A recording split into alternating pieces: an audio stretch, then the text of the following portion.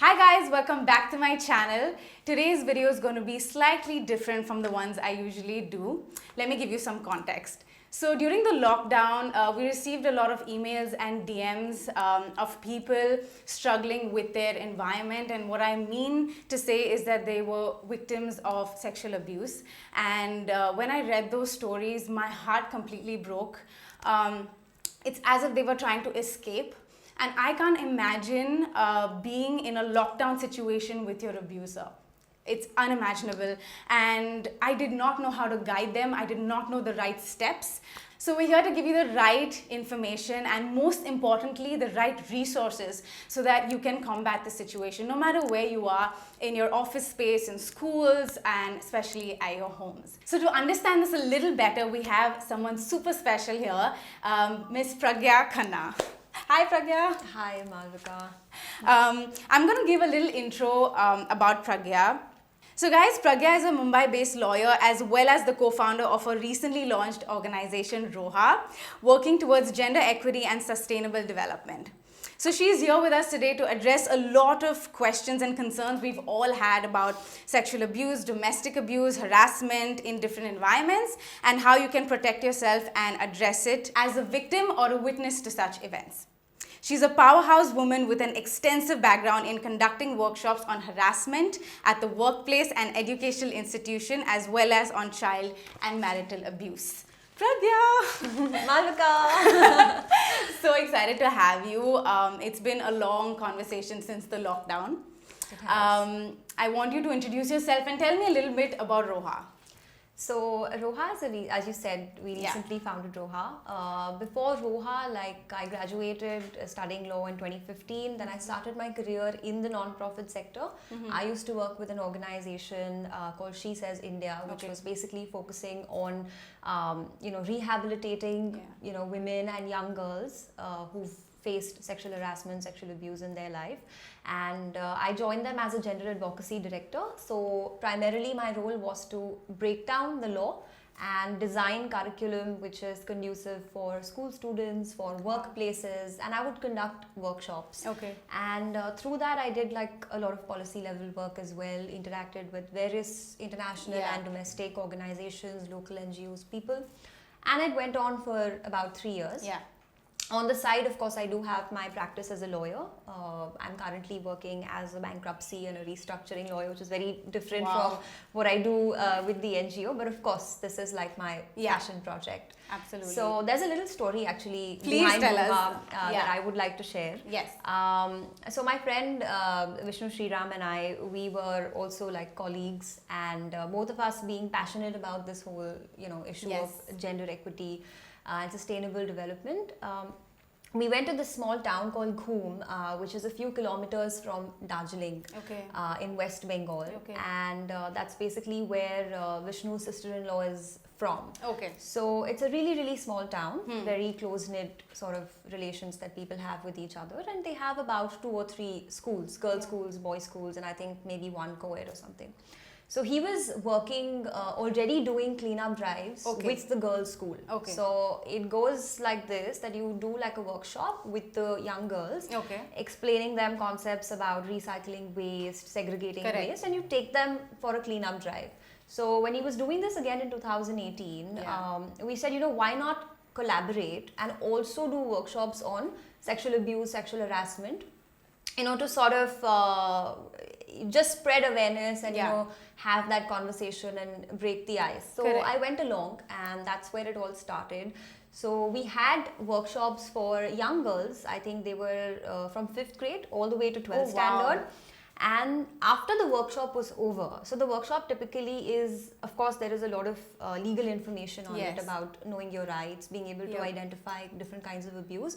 But I also use a lot of theatre, music in my workshops to just connect with the audience. That's amazing. The age group, and really tap into the root of where this problem of sexual abuse is coming from, and why is it still a taboo, stigma, and all of that.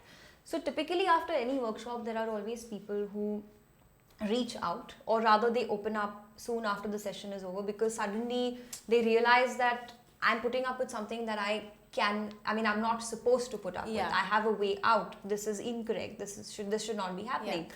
Similarly, about 20 girls went to the headmistress. Oh, wow. Because it was a place where nobody had ever spoken about sexual abuse or sexual harassment to them. And unfortunately, I was there only for about 3 or 4 days. So I could not help all 20 of them, but I spoke to all 20 of them. Wow. Had to prioritize who to help. So there were 3 cases. 2 were of child marriage and 1 was of child sexual abuse. Okay. And that was in fact even my first time where I went in the police van with the cops looking for the perpetrator who was basically responsible for child sexual abuse, not only for that girl but for a lot of other people, which eventually came up in the open once she spoke up.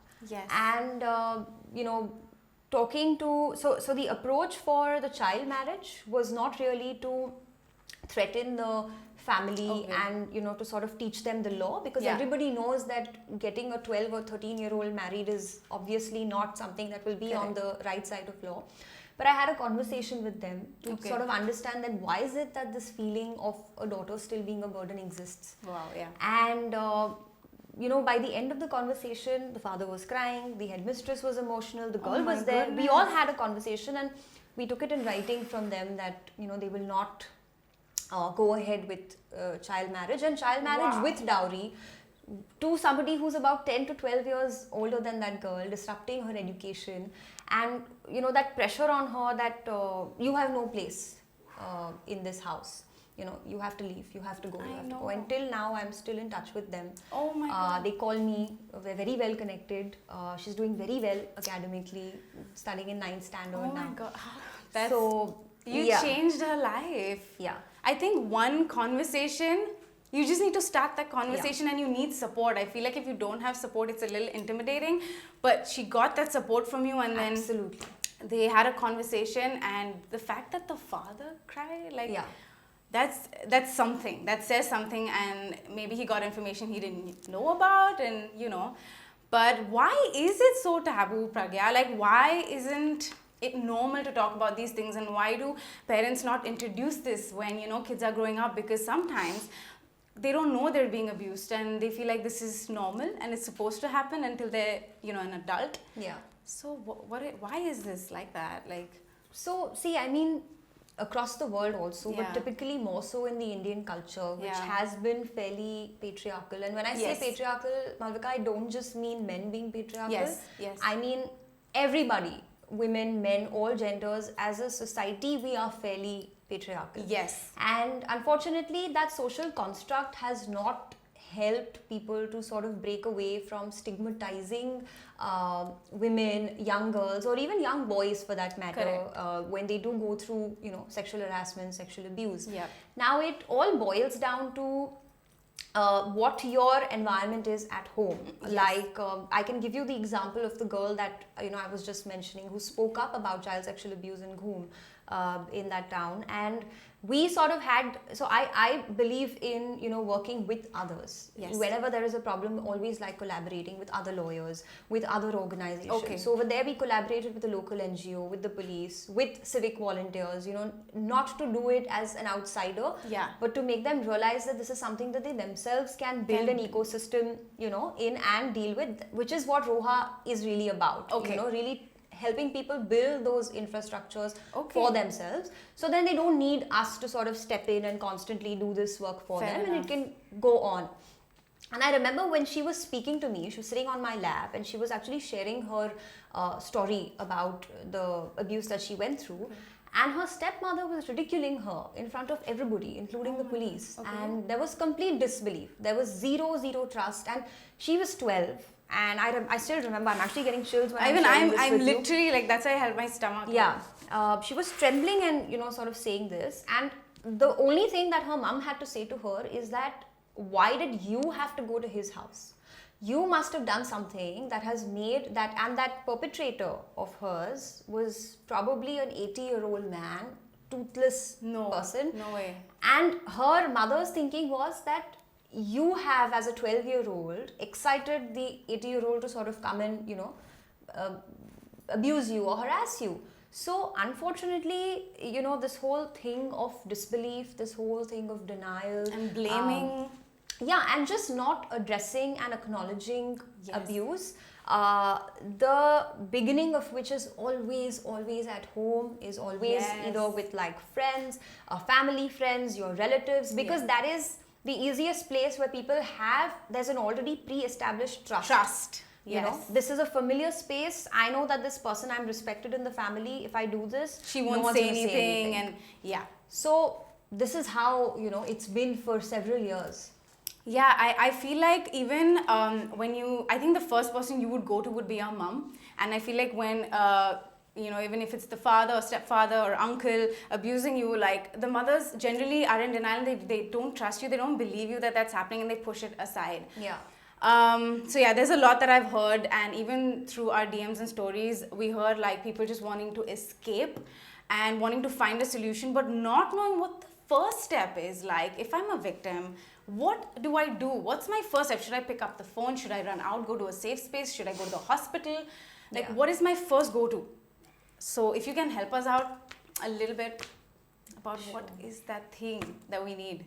So, as hard as it is for me I to know, say this, there is no blanket or one-stop solution for an issue like sexual abuse or sexual harassment, because it's so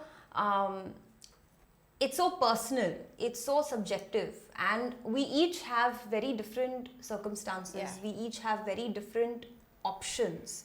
Correct. Whether it's your economic capacity, whether it's your social ability, or whether it's your your confidence levels or your ability to sort of just go out there and speak up against it. So whenever there is a situation where somebody is going through a situation like this, I think it's always best to sort of pause. Okay.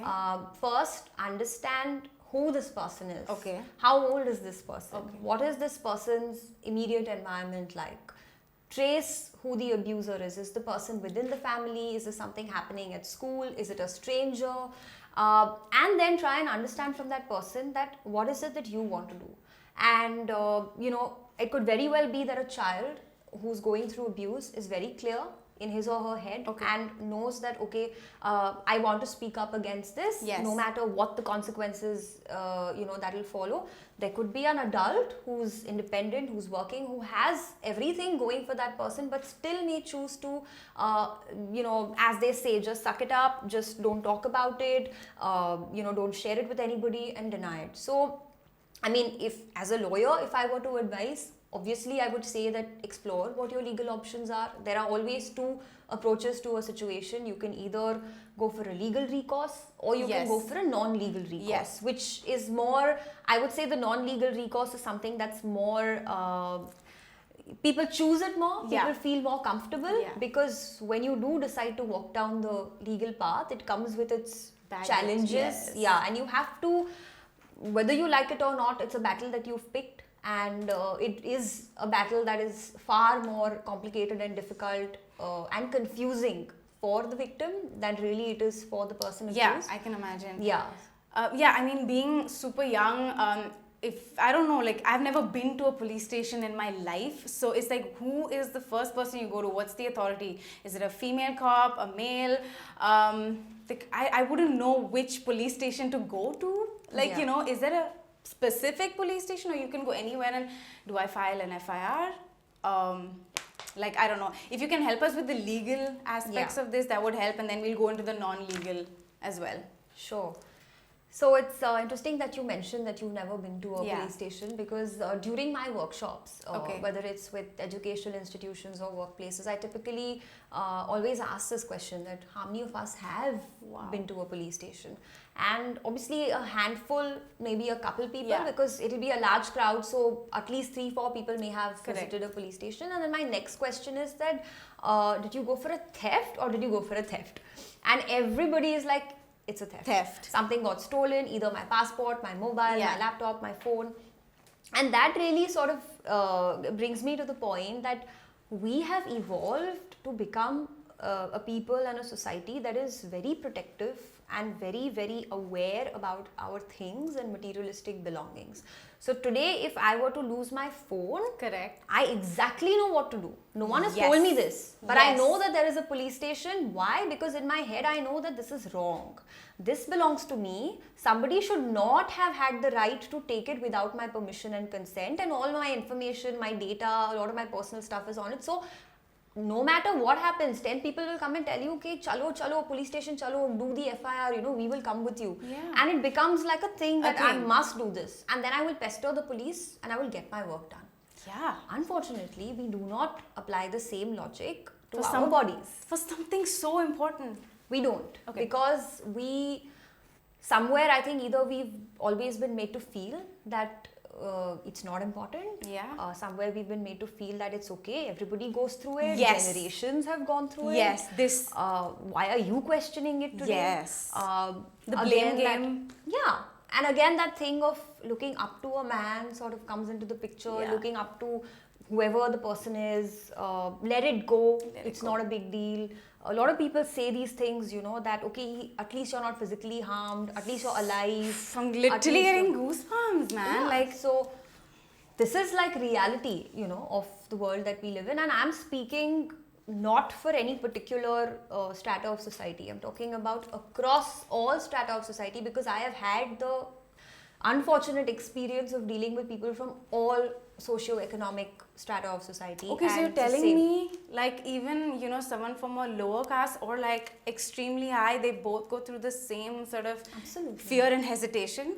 Yes, because we're all humans, right? Our Yep. basic conditioning, basic mentality is the same. And people have this odd misconception that educated people, or whatever people call educated, Yeah, I don't yeah, know, but yeah. people who are professionals, or say the Don't higher get it. economic strata or the middle income earning groups, they will be more mature and more okay and open about these things, but that's not true at all. In fact, I have seen women women from the slums, women from the roads, you have women who are sex workers. Who helps them? Nobody. They're Nobody. all independent, they're all very capable. Yes. They walk up to the police without fear and without hesitation, because they live in that Yes. environment day in and day out. So fear and hesitation, actually, if I were to say, comes more with people who are more detached from this environment, who build a Wow. cocoon, the higher economic strata. Yes. They live in a bubble.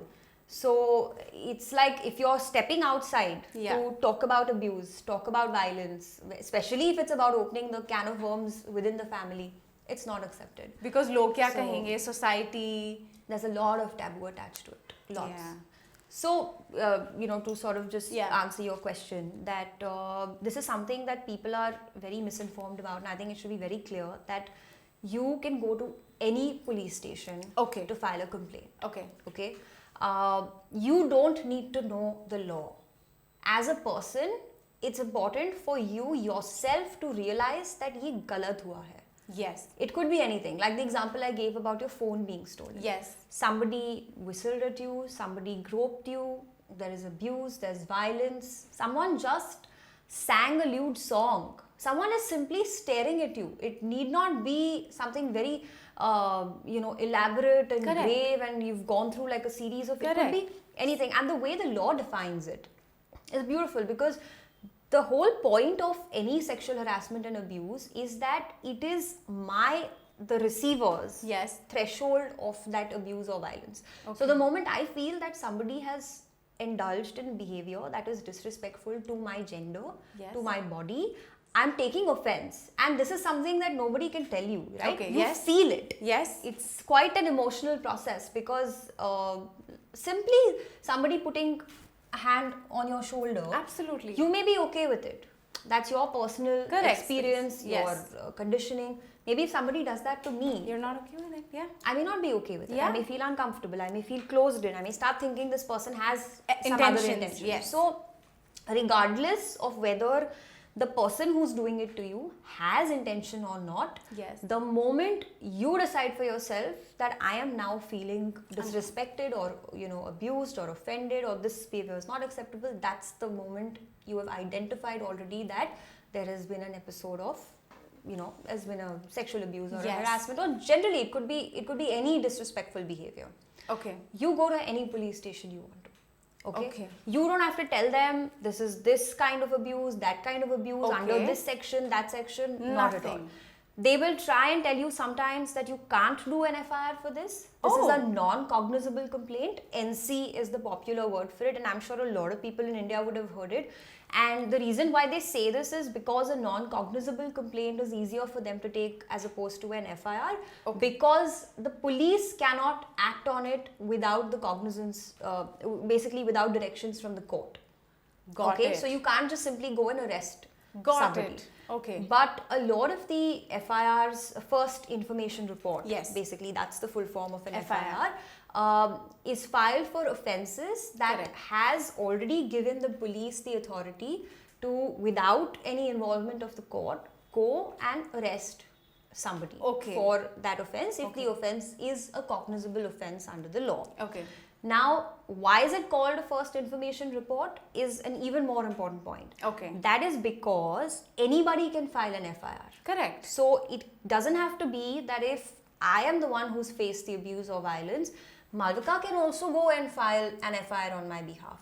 I can. Yes, anybody. You see something happening on the streets, you get outside your house, you see somebody is beating somebody up. If you feel you want to report it, you can walk into the police station and report it. I did not know this. Yes. So this is one thing, like when you were introducing, you spoke about the role of bystanders, right? People who are onlookers of such. We all are. We all have witnessed something or the other go wrong, whether it's considered an offence under law or not, but something go wrong. So if you want to report it, you can report it by all means. You need not even go all the way to the police station. You can even pick up the phone. You can dial your 100, you can dial your, nowadays police stations have mobile landline numbers. You can source them, these are numbers you should have ideally, depending on where you stay, where you work, where you go to study. Have the contact of officers or anybody, the closest police station, or somebody that you trust, an adult or something.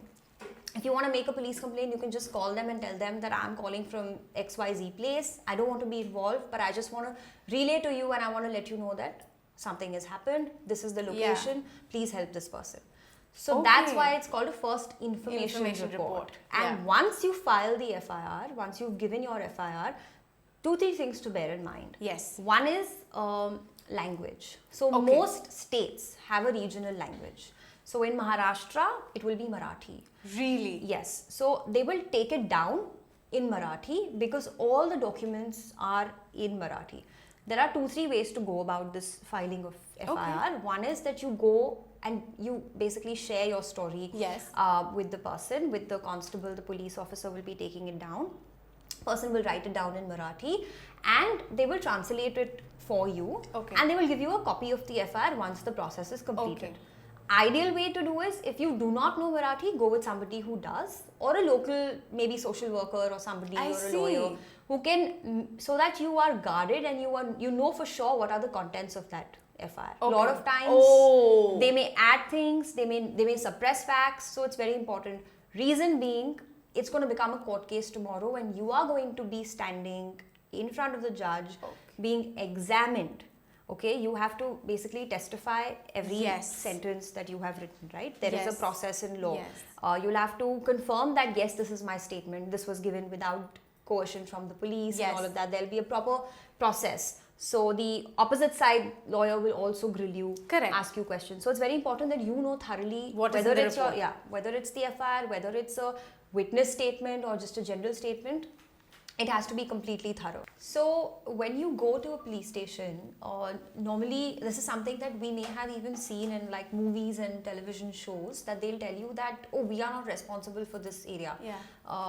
You go file the complaint somewhere else. They'll say कि नहीं हमारे police थाने में नहीं आता है. आप कहीं और जाके complaint करिए. These things will come. And the law says that you don't have to figure out where you need to file the complaint. If you filed it in the area of basically where the crime happened, that's fine. If not, you go to any police station. They ought to figure out where this falls. After taking down the FIR and the complaint, they will transfer it to the relevant police station. So this is something that people get fooled with a lot. And then as it is, it takes a lot for somebody to go and file the FIR, especially about this. I know. And then if you're going to hear the police person telling you that you can't file it here, go somewhere else, you're going to lose all the motivation and perhaps not file it at all. Yeah. So this is something that you should know. Okay. Second thing is, in cases of rape, in cases of severe sexual assault, sexual abuse, there will be physical marks and injuries on a person's body. Yes. Now, this is also something that's depicted in the movies and TV shows a lot, where when the person is taken to the hospital, they'll say, "Arey, police case hai." First you file the FIR, call the police, then only we will start the medical examination. Correct. If you go to the police station, sometimes they will tell you that first you get your medical examination done, we will take out the FIR later. Now, two things to bear in mind here is, it's absolutely your choice. Okay. If you want to first get your medical done and then go and file the FIR, you can do that. You can also file the FIR first and get the medical done. It is advisable to do the medical first because evidence will fade very, very quickly. So if you have certain marks, injuries, if you have body fluids on your clothes, it could be semen, it could be saliva, it could be just even your impressions on the other person's body. In defense, if you've sort of attacked that person, all of this is very time sensitive. Correct. So first you do your medical examination, then you file the FIR. An even better option is, you don't file the FIR. Let somebody else file the FIR for you, set that process in motion and take the victim to the closest hospital and get your medical examination done. And always it is recommended that somebody known to the victim is present during the medical examination, because a lot of rape victims get further abused and assaulted by doctors during medical examination. What are you saying? Yes, there are many cases like that. So that is something also which is a very sensitive thing. This doesn't stop. It doesn't stop. Where are we safe? Like, that's what I'm trying to say. Like, the police station, the hospital, like, how can you guarantee, like, this is not going to happen to me, I'm safe in a hospital? Yeah. Like, so people say you're safe at home, but during the lockdown, oh my the God, number in your house. How do you say that you're even safe at home? So take someone with you. Yeah, it's always better. Or NGOs, reach out to people.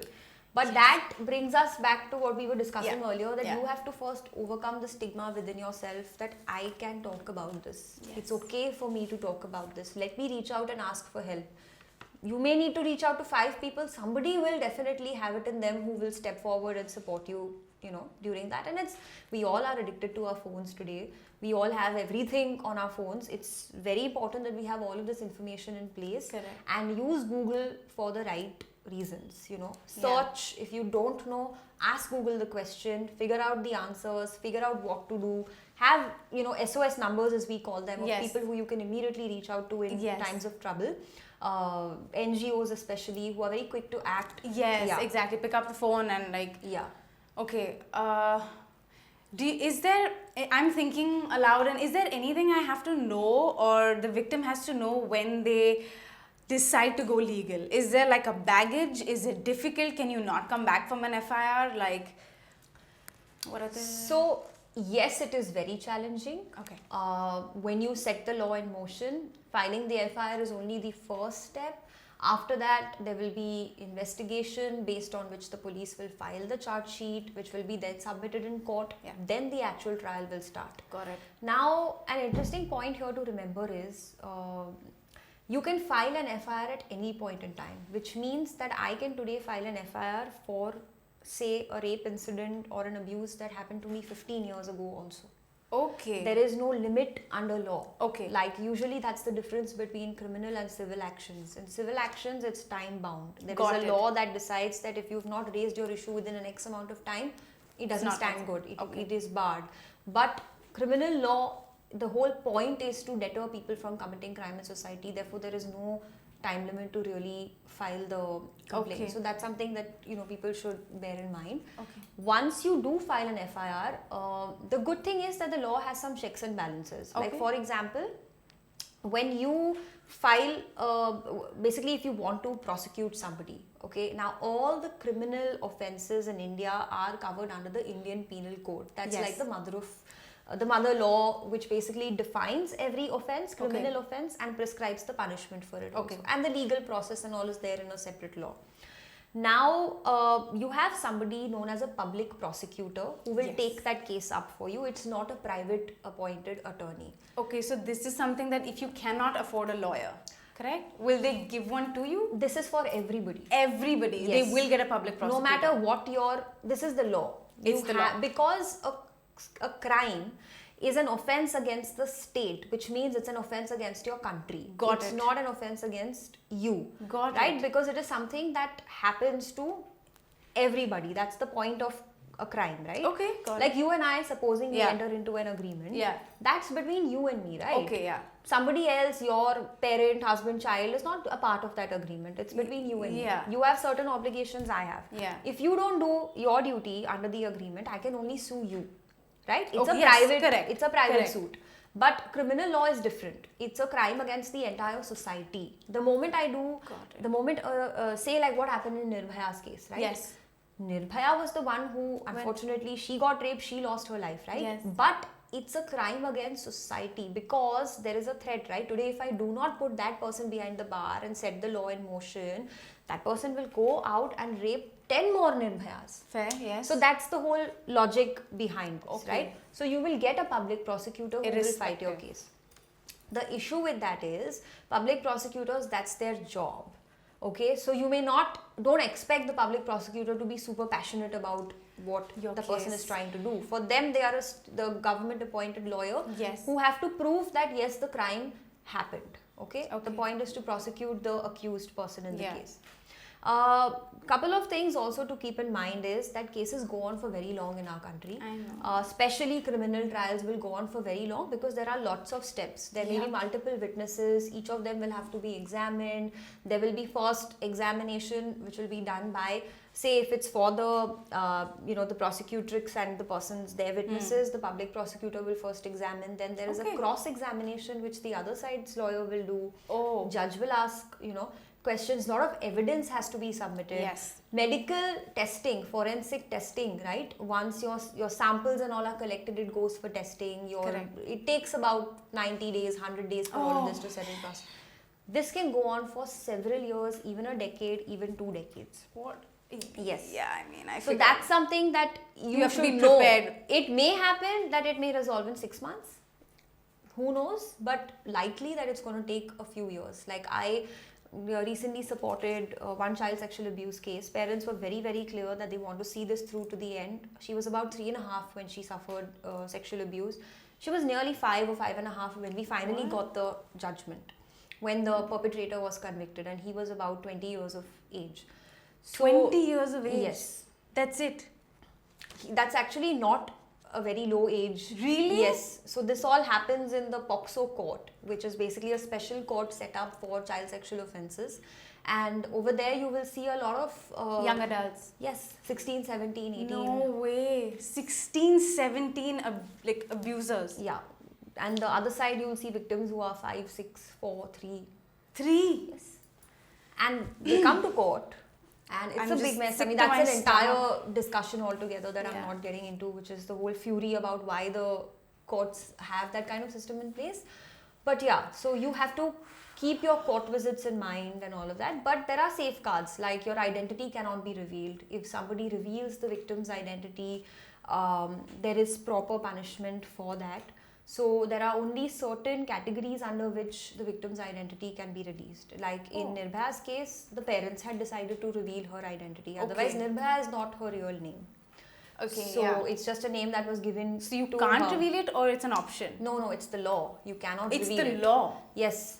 So today, a lot of people have this concern, right? That if I file an FIR against Correct. somebody, if I want to criminally or legally fight a case of sexual abuse and harassment, everybody will know about it. Got it. Even if it's printed in the media, it's done on a no names basis. Only the incident is reported because Okay. the law doesn't allow you to reveal identity. And there is adequate protection given. Like even there are identification parades that happen in the police station. Okay. Supposing you described your perpetrator to the police, they'll take down a sketch, or they will have certain samples of people who are commonly accused of those offences. This is actually like what you see in the movie. Yes. There will be an identification parade. Process Yeah. and- So you're put in a different room. The a room from where you can sort of Yes, see them see and they the can't see abuser. you, and that's how you identify. And typically this is done for young girls and Yeah. severe cases of rape and all of that. So these are things to keep in mind, yes. But like there was this one particular case that I want to just Yes, quickly please. talk about. This was the first case of sexual harassment under the Indian Penal Code. Okay. Okay, a very popular case. KPS Gill, who was basically the head of the police department in Punjab back then, Okay. and it was filed against him by an IAS officer called Rupan Deol Bajaj. Okay. And that lady was administering a department which had about thousands of men working for her, maybe tens of thousands Okay. of men working for her. She was at an authority. Yeah, Okay. absolutely. At some party, some official party, KPS Gill happened to sort of ask her to get up, and there's a video of hers that we watched in the Okay. workshop, and he sort of did this to her and asked her to get up, and she found it very offensive, and she said that please do not speak to me like that. And when she got up, he smacked her on the butt in front of everybody, and there was a very small there was not much space, and she had to sort of pass through to leave because she didn't want to interact with him. She could live with that thought that I am this person, Yes. this woman, and there are 10,000 men working for me, and somebody can come and like just smack me on the butt, and what Get away next? with it. And she filed a FIR against him, and this is tricky because he is the Director General of the Police Department. There's nobody above him. Oh He has the my powers of life and death God. in the state of Punjab. And obviously she was stigmatized to a point that is unimaginable. Everything that was written in the newspapers was written against her. What are you saying? Yes. And that was the first case of sexual harassment. So sexual harassment is a separate offence which is identifiable under the Indian Penal Code. Okay. It took her 17 years before the Supreme Court ruled in her favour. 17 years of her life was spent on that case. So, I mean, there are all kinds of experiences that people have, but it all boils down to what do I want. So make an informed decision is what I will tell people. Be Reach prepared out. for the Yeah, you have baggage. to. So what are the important offenses under like IPC? So first and foremost is eve teasing, Okay. which basically we all are very familiar with. Yes. Which is also known as catcalling popularly. Just It could be very common. very common. It can involve anything from staring to whistling, indulging in some act that is offensive to the woman. This is punishable for up to 2 years under the Okay. IPC, but this is actually the least reported crime in India. Yeah, because I mean, how many people are you gonna report? Like every second person does it. They stare at you, they whistle at you, they call you names, and you're like, well, yeah. So that is the irony that rape is actually most reported. Eve teasing is very, Not at very all. like less. Like it won't even be 25% of the population that actually would talk about or file an FIR, and you just think it's too small an offense. It's too small, and it's Yeah. like kitna, it's Keeps gonna take so happening. much time, and what to go to the court, like jaane do. Yeah, let it go, live with it, move on. Normalizing this. Yeah, that what you normalize is actually something What that can ends put up- somebody in jail for 2 years. So that's important to bear in mind. Yes. That the law had some sense behind putting imprisonment for eve teasing, because teasing. it is the beginning of Of a lot of other issues. Yeah, so that's one. That's one. There is sexual harassment, which is criminal sexual harassment, which is different from sexual harassment identified under 2 other laws for sexual harassment at workplace and in education Got institution, it. which we can cover later. So this is basically any physical, verbal, non-verbal, Yes. any act, that makes you uncomfortable, that offends your gender, your body. Again, this could be anything from staring to groping. It could just be non-verbal. It could be Yes. something that is obscene to you. Pictures and showing videos. pictures, forcing somebody to take down your number. Okay. Yes, that can be sexual harassment too. So it Okay. need not. So it has to have a sexual connotation to it. There Correct. has to be something that is sort of that makes you, the receiver, feel and believe that yes, this person has an intention to sexually exploit or abuse me. But it doesn't mean that it has to be an actual act of physically exploiting or harassing someone. So Got it. that's Just something the that, intention, like you figure a vibe and Yeah. you're like, this is not working for me. It's a sexual harassment case. yes, it's how you feel it, in that moment. So that's sexual harassment. There is voyeurism. Yes. A lot of people do not know about this, Yes. so I want to talk about Please it. do. Voyeurism is basically punishable because it's an act where you pry on somebody else. Yeah. You are breaching someone else's privacy. So without their knowing, when they are in a private act, they could either be disrobed, they could be bathing, Showering, yeah. yeah, they could be physically intimate with somebody But else. you're watching. Yeah, you're either watching, recording, filming, anything of that sort. That's voyeurism, which is Okay. also punishable with imprisonment. Then, of course, you have rape, Yes. which I think most people are aware of. The only thing that has changed in the law for rape is that after Nirbhaya's case, there were some criminal law amendments that came about, which legally recognize the insertion of objects into a woman's body Yes, through I the read that. vagina, which amounts to rape, which was earlier not recognized under law. It was only limited to penile penetration. Yeah. So I read that they said like even the slightest insertion of any object Yes. is considered rape. yeah. Okay. And then of course you have your dowry death and a lot of other offenses. So the list is endless. Is endless, yeah. So since you said you have to go to the court every time after filing an FIR, what if the victim has a job or she has no one with her who can attend the court proceedings? So what do you do then? Like, Yeah. do you quit the job? I don't know. Do you send someone else on behalf of you?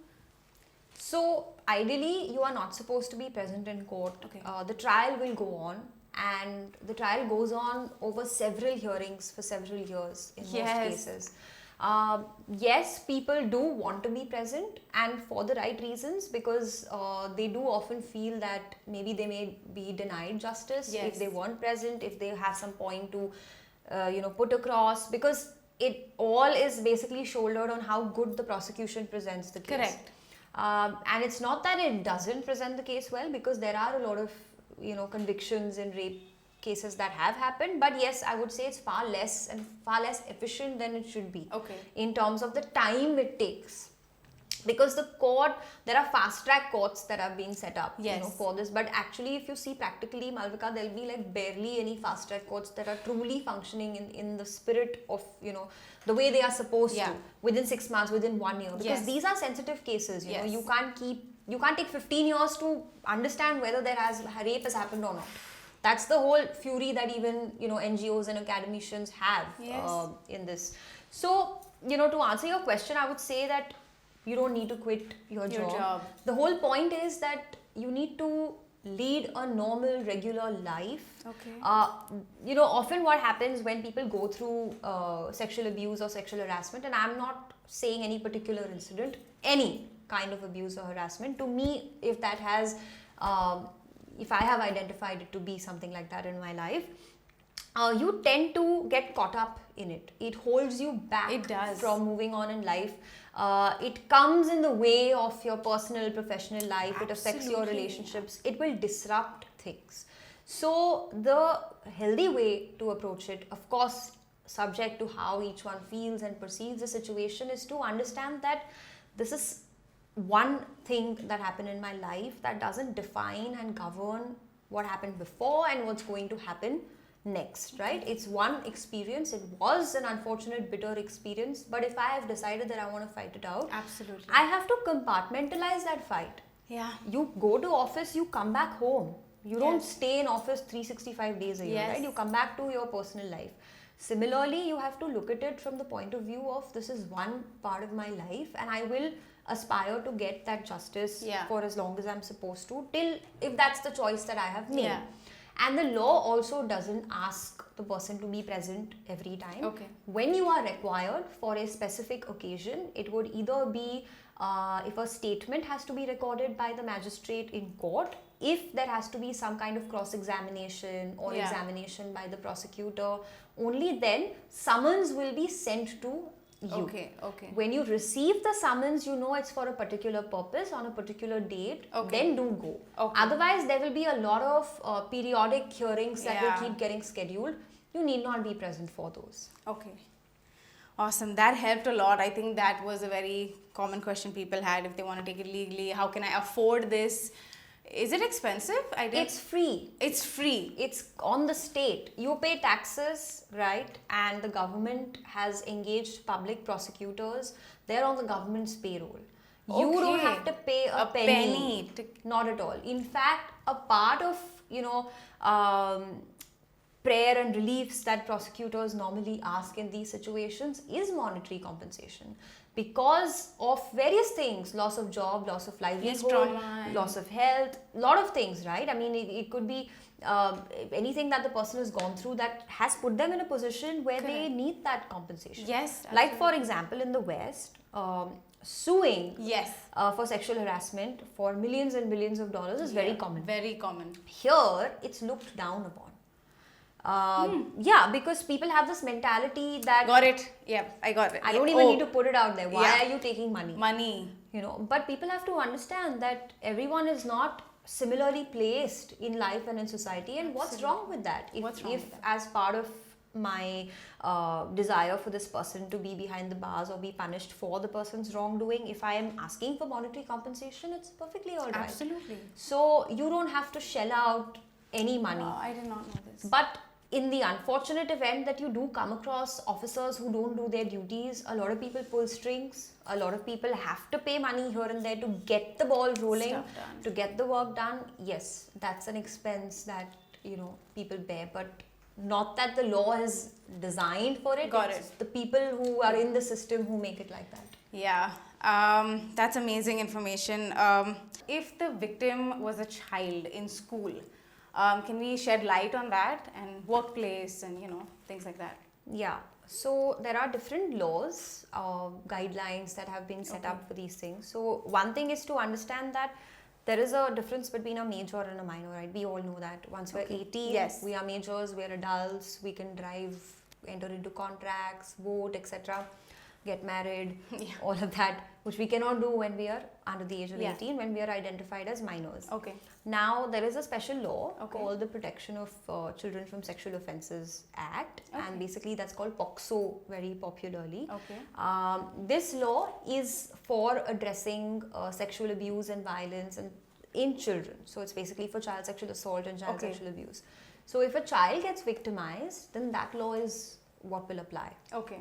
Now, the thing here to understand is that this is something that children get very upset when I talk about in schools specifically, because the point of POCSO is also that it criminalizes sexual relationship amongst minors. Okay. So what it basically means is that if you're under the age of 18, so say like if two 16-year-olds are dating, they can't even have consensual sex. Yeah, because there's a minor and...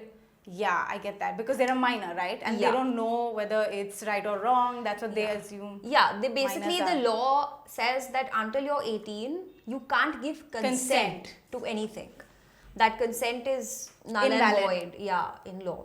I don't know what changes, honestly, so drastically between 16 and 18. And 18, yeah. There are lots of theories behind why they have set 18 as, and it's universally pretty much the age. Yeah. But so if a 17-year-old boy and a 15-year-old girl were to be in a relationship or dating, and if they had like sexual intercourse, or if they were physically intimate with each other, and tomorrow the 15-year-old girl decided that no, I want to, he's exploiting me, or this was this was sexual abuse or something, she can file a complaint against him under the POCSO Act. Got it. He will be tried, but separately. So not how adult criminals are tried. There are separate courts and separate systems put in place. Yes, for minors. But it cannot be the other way around. A minor male cannot complain against a minor female. Why? Because this is how the laws on sexual abuse are designed pretty much around the world. Few now are evolving to sort of make these things more gender expansive, wherein they are getting away with that whole concept that only women can be victims of sexual abuse. But as of today, this is what the law is.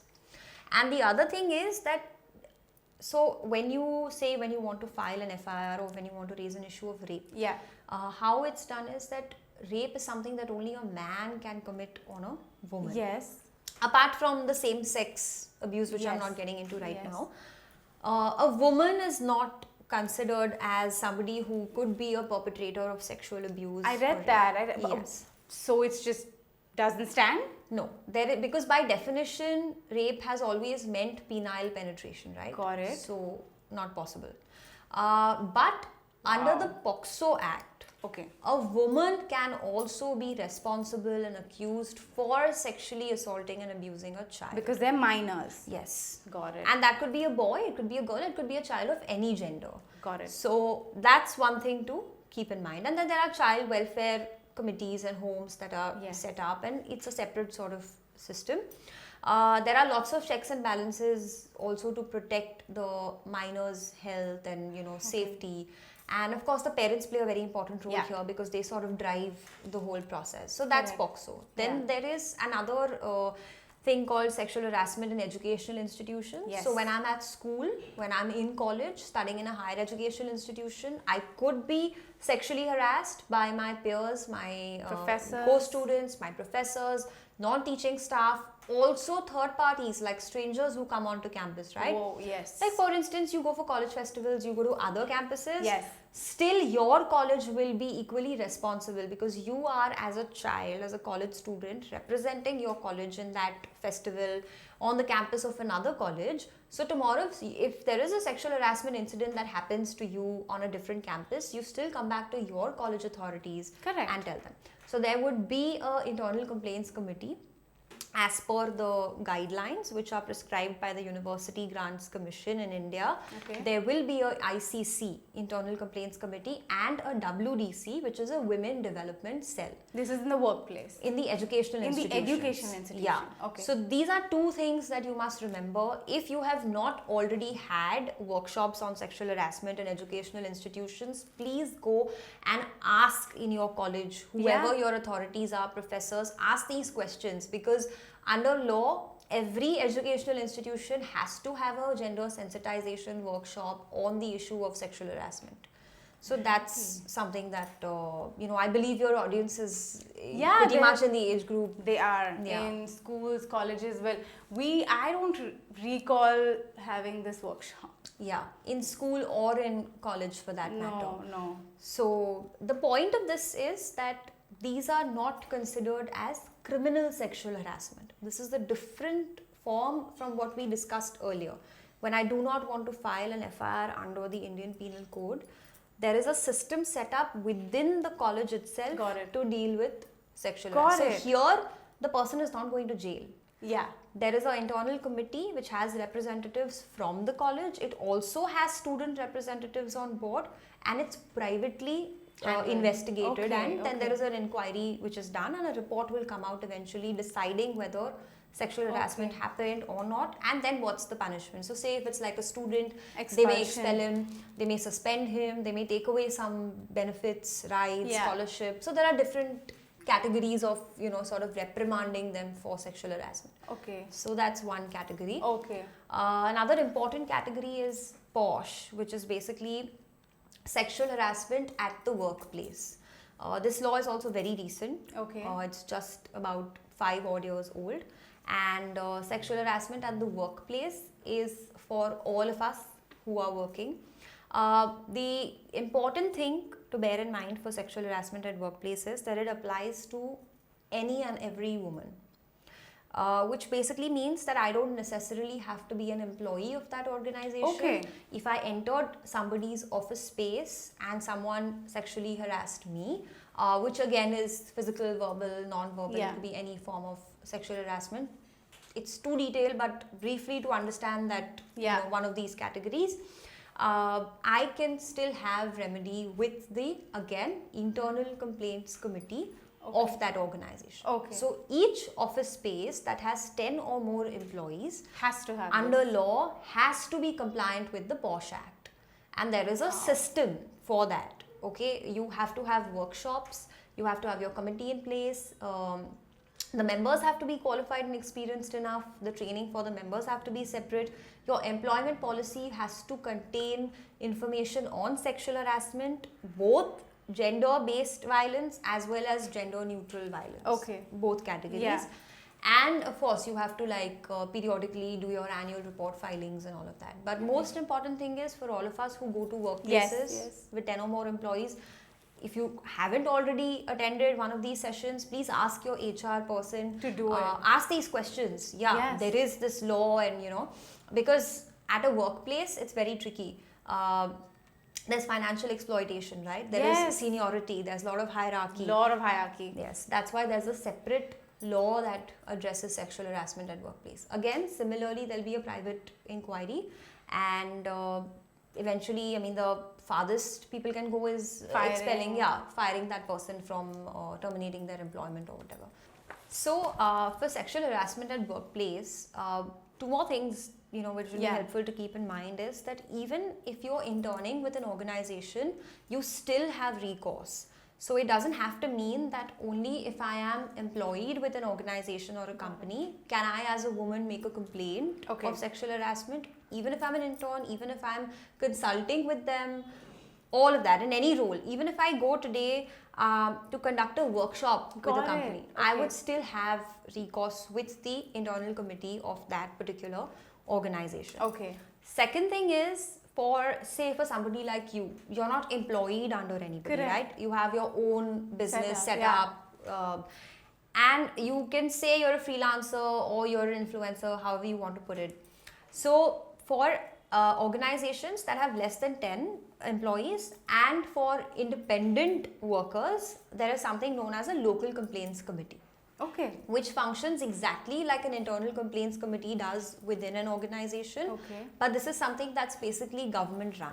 So your district officer is the person who's in charge of this local complaints committee. I, in fact, have recently done, for more than a year, extensive research with a few students from, this National Law School in West Bengal, NUJS. And we've done research of all states and every place, even the islands, union territories. We've covered the entire country. One of the points that we researched on was this information on local complaints committees, because there is none.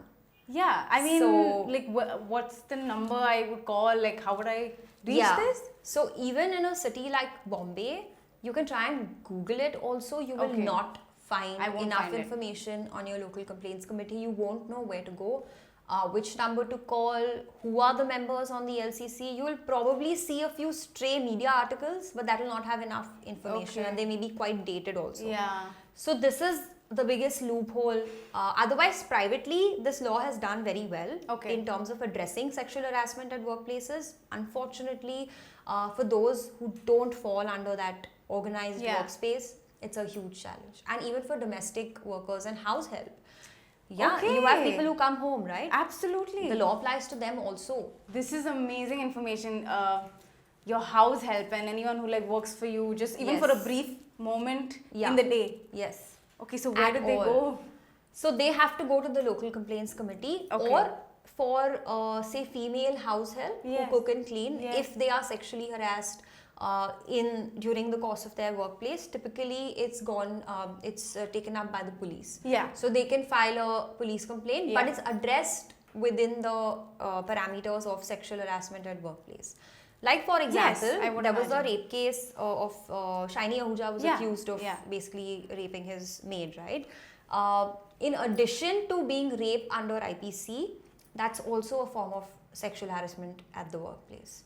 In fact, even Nirbhaya's case could be a sexual harassment at the workplace. Because that was the bus in which she was raped was actually owned by, got it. So that comes under the workplace. Yes. Because they are employees, the people who were driving the bus, and the other men who were accused. That's also sexual harassment at workplace. But if a case of rape or something really severe happens in the workplace, then the IC doesn't take it up. They conclude the inquiry by stating that this is what we have noted. There has been an incident of rape, or X person has been accused of rape, and they encourage and assist the woman to file a FIR. Because a rape case, you have to file an FIR if you want to legally address it. So so this does not apply for the guy, for the male. If he's being harassed at work? So under law, there's nothing. But let's not all be too disappointed. I know. Policies have evolved Yeah. in organizations, and in fact, as one of the things that I do with organizations to make their places safe for people is to have a policy in place apart from the POSH policy that addresses sexual harassment regardless of the gender of the person. Yes. So you have an internal system very much in place, and That's a lot of amazing. organizations today, startups, even the bigger companies, they are opening up, broadening their perspective and in addressing more of gender expansive issues. So this is one of them.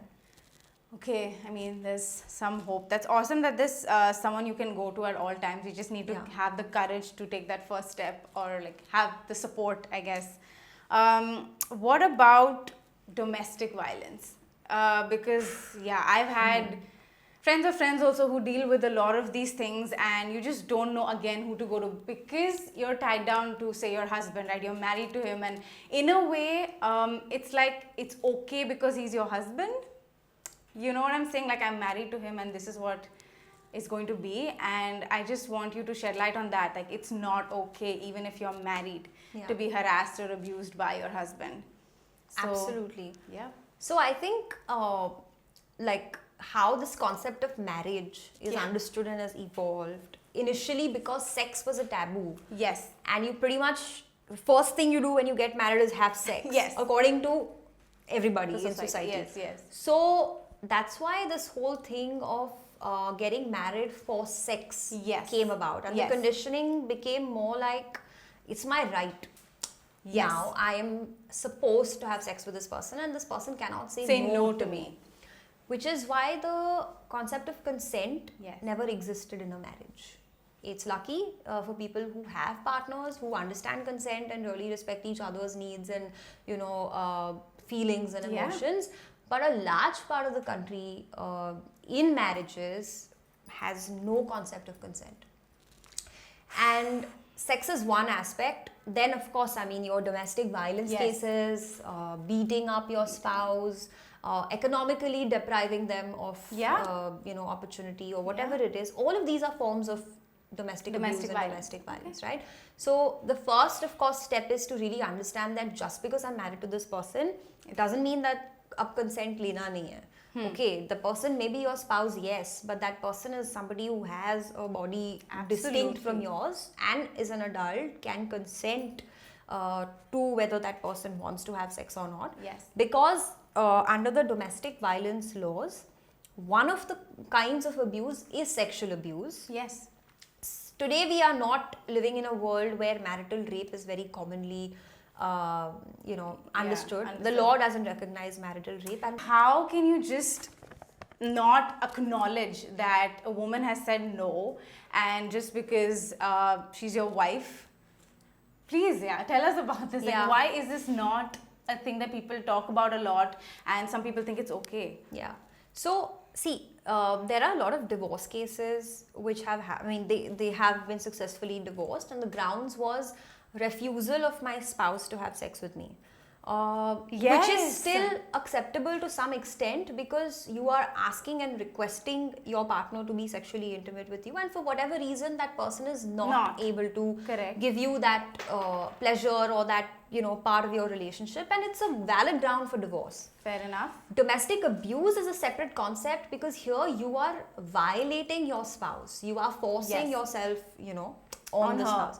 Reason why marital rape is still not recognized is because at what point do you prove that consent was given, consent was not given, did that person really resist sexual intercourse? Like, for example, a lot of women have sex with their spouses, with their husbands, but don't actually want to have it, right? Okay.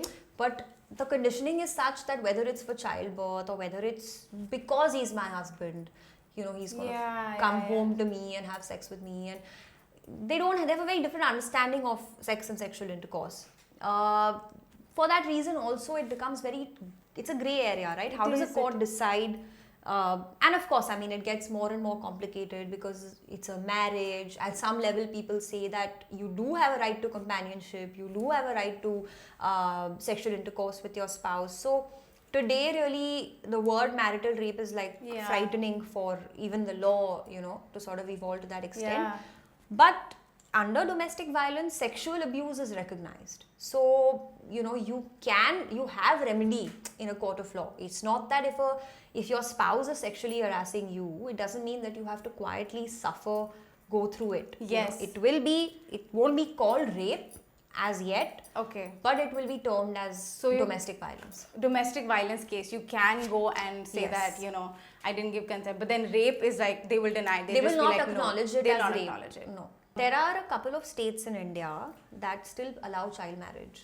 So the exception to basically this whole concept of not recognizing marital rape is if you're in those states, I'm forgetting the names of the states, but basically if your child, because it's a 15-year-old wife, your wife is 15 or below, right? And if you have had sexual intercourse with her because she's a minor, that is the only time where rape in a marriage is recognized. But Is that statutory? it's confusing, right? Because child marriage is a separate offense altogether. It's an offense. But there are some states, some communities that do have the custom of child marriage very much alive today. That can also become a POXO case, basically. POXO case. Yeah. Oh man. Can't believe this. And domestic violence is not just something that you receive from your spouse. Okay. The concept is basically sharing space with people. In the household. Your in-laws, cousins, relatives, you're married into a house, it's a shared space, shared household, right? So any abuse from any of these people is considered as Domestic violence or abuse. Not just your husband, like typically how people understand it. So you would encourage women to step up and not just take it just because he's your husband. So you would tell them to go and file a complaint if they're getting beaten constantly, right? Because I know I've read a lot of DMs, people DM me a lot that my husband is abusive towards me, but my in-laws are also, they're not believing me that he's beating me up, and I just have to take it. I have a child with him, so I'm taking it. So would you tell them to like just try and get out of it? Because I think they just need the words of encouragement, and they just need to know that it's okay to do that. And because they think like, okay, now I will not get another person, or I'll be looked down upon in society because I blamed my husband. Yeah. So I just want you to encourage them that it's okay sometimes to get out of it. No, absolutely. 100%. I mean, I don't think this is even grey. Like, it's black and white that any form of abuse should not be tolerated. You should just walk out. But of course, this is real life. Yeah. And there are problems. Like, there are lots of women who reach out for help because they are being raped in their marriages. Yes. But again, they are either not confident enough to live a life on their own. Sometimes their own parents don't support them. They don't. There are lots of issues. They have children, they're economically dependent, But I always say that at the end of the day, it's your decision. I agree. You're with the one you. who's going through it. I But agree. I would say that there is always a way out. Because it may be difficult, but it cannot be worse than being raped. It cannot be worse than being deprived and abused and beaten up by somebody who's supposed to be your lawfully wedded husband, who takes an oath and vow to protect you.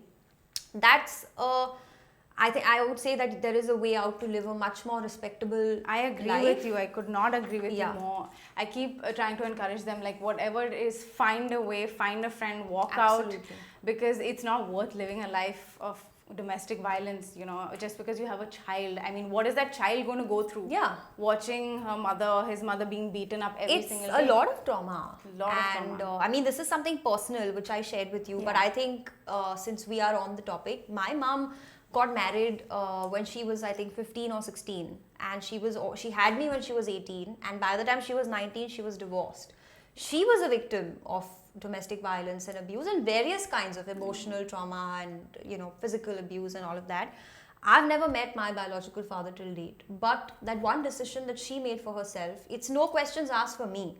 I know that she decided what was best for herself back then. Not like it was rosy for her or people just came forward and helped her. She was stigmatized as a single parent. She married again. Fortunately, she found love, when I was 15 years old. So for those 15 years, it was just me, my mom and her parents. So I just say that after hearing like everything that my mom went through, and I'm not detailing it out, but everybody knows that, okay, this is an abusive marriage, you can say, that she was in, without having even completed her 10th standard education Can you fully. believe it? It took her some time, a couple of years to realize, but she took a stand for herself. She did. Yes, and after that, she studied, she did various jobs, and today she successfully runs a daycare and a kindergarten for so many children. And the reason I'm citing her example is not because it means to say that a woman who doesn't walk out is any weaker. Oh no, absolutely. It takes a lot of strength to even put up with that. I You know. know, that's a different kind of resilience. That's another thing. Yeah. Man. But you have to figure out what's best for you. All I'm trying to say is suffering with that violence, putting up with that abuse is not the best option. Yes. That is not the light at the end of the tunnel. It gets better.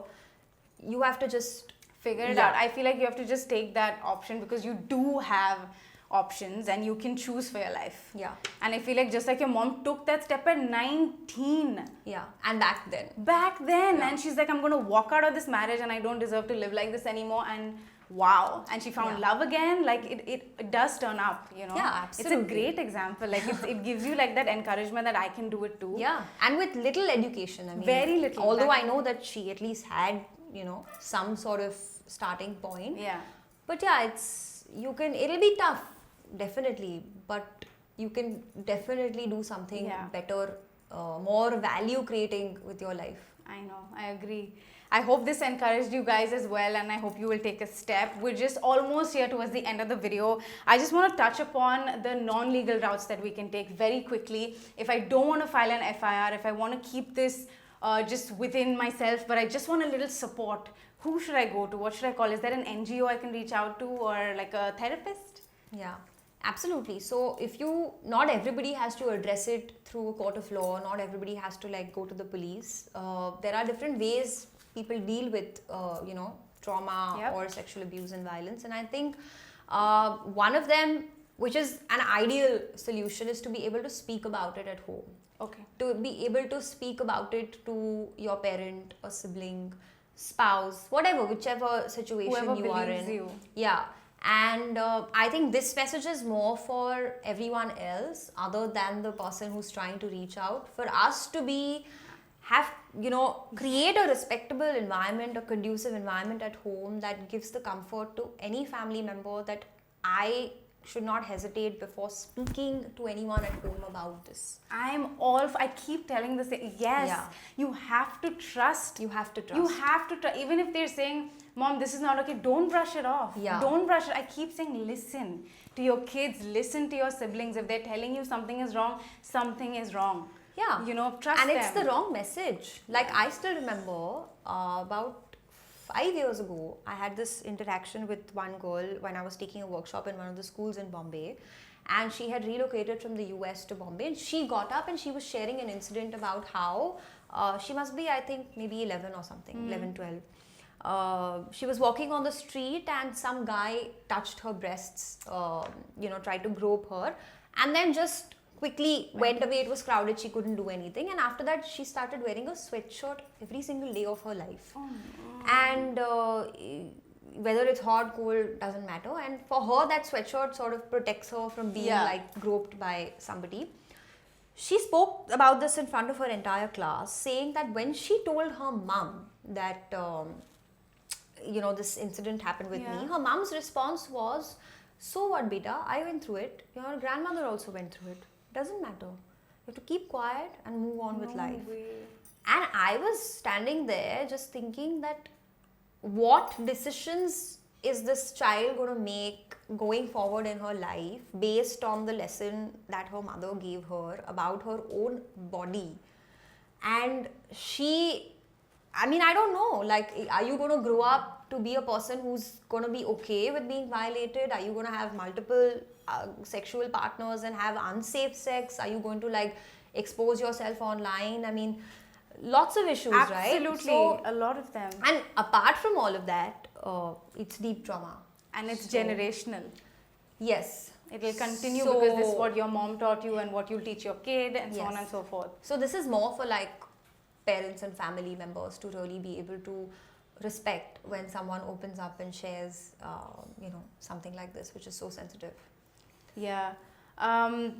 So yeah, I mean, that's about really sharing. And apart from that, of course, same exercise to be done in the workplace, same exercise to be done in schools. That's where I think NGOs like ours step up, because what RoHa's basic framework is that, like I was sharing, that we want to build this safe ecosystem within the framework of law with institutions and organizations, right? So we conduct workshops, we sensitize people, we also address cases as and when they come up. So my idea is that I want to build a network of NGOs, of lawyers, of social workers, of people relevant who can help each other. So basically, I have never not helped someone who's like called me.